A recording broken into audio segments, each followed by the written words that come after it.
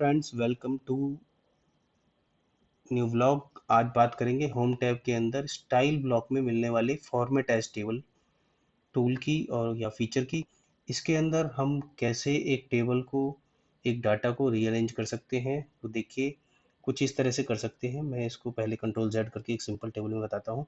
ये हमारी एक सिंपल टेबल है और इसको अगर हम एक फॉर्मेट में एक अच्छे से उस टेबल में ड्रॉ करना चाहते हैं तो ये हमारे पास फॉर्मेट एज टेबल में बहुत सारे ऑप्शन अलग अलग लाइट, मीडियम और डार्क फॉन्ट में मिल जाते हैं, डार्क बैकग्राउंड में मिल जाते हैं।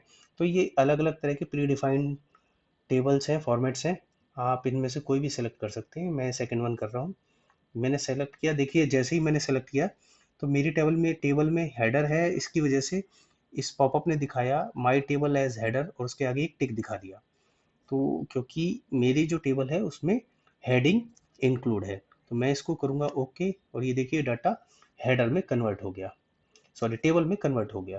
तो जैसे ही ये डाटा टेबल में कन्वर्ट हुआ, देखिए ये एक फिल्टर भी इसके आगे लगा, ऊपर लगा हुआ आ गया हर हेडर पे। और ये डाटा एक टेबल में कन्वर्ट हो गया। और टेबल में कन्वर्ट होते ही देखिए क्या होगा। मैं जैसे ही टेबल में जा रहा हूँ तो एक टेबल डिज़ाइन का ऑप्शन खुल जा रहा है। टेबल डिज़ाइन के थ्रू मैं इसके हेडर को लगा और हटा सकता हूँ। मैं इसके रो को बैंडेड रो, ये जो डार्क रो लाइट रो दिख रही है इसको बैंडेड रो बोलते हैं, ये हट लगा और हटा सकता हूँ। मैं इसको हटा के मैं बैंडेड कॉलम भी कर सकता हूँ। दोनों में से कोई एक मैं सेलेक्ट कर सकता हूँ। लास्ट कॉलम और फर्स्ट कॉलम को मैं चाहूँ तो हेड बना सकता हूँ। फर्स्ट कॉलम देखिए, मैं इसको बोल्ड कर दिया, या मैं लास्ट कॉलम को भी बोल्ड कर सकता हूँ। तो ये मैं कर सकता हूँ। इसके अलावा फिल्टर में हटा और लगा सकता हूँ यहाँ से। ये टेबल डिज़ाइन, जो ये ऑप्शन टेबल डिज़ाइन का ओपन होता है तब तभी होगा जब ये डाटा मेरा टेबल में कन्वर्ट हो जाएगा। उसके बाद अगर मैं इस डाटा को सिंपली टेबल में ना करके वापस डाटा में कन्वर्ट करना है तो मैं यहाँ से कन्वर्ट टू रेंज सेलेक्ट करके इस डाटा को सिंपली वापस एक सिंपल डाटा में कन्वर्ट कर सकता हूँ।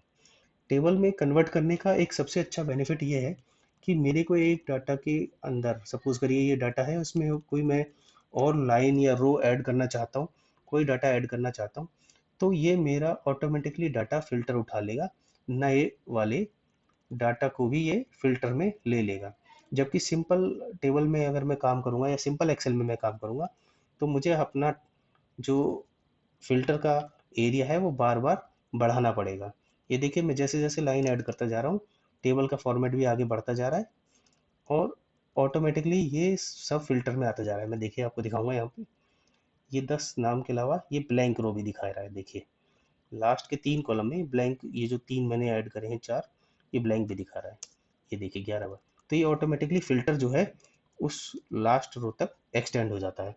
तो जब भी मैं टेबल में कन्वर्ट कर लेता हूँ डाटा को, तो मुझे बार बार डाटा को सेलेक्ट करके फ़िल्टर को एक्सटेंड करना नहीं पड़ता। और ये बहुत ही कन्वीनियंट रहता है जब मैं बहुत बड़े-बड़े डाटा में काम कर रहा होता हूँ। तो टेबल के और भी जो फ़ायदे हैं और फीचर्स हैं, वो भी हम डिस्कस करेंगे जब हम एडवांस एक्सेल में बात करेंगे। तो एडवांस एक्सेल में बहुत सारे फ़िल्टर्स हम यूज़ कर सकते हैं, मल्टी फ़िल्टर्स। उसकी बात हम करेंगे जब हम एडवांस लेवल पे इस टेबल फीचर को सीखेंगे। तो आज के व्लॉग में इतना ही। बाकी कल हम बात करेंगे होम टैब के अंदर आने वाले सेल स्टाइल की। Thank you.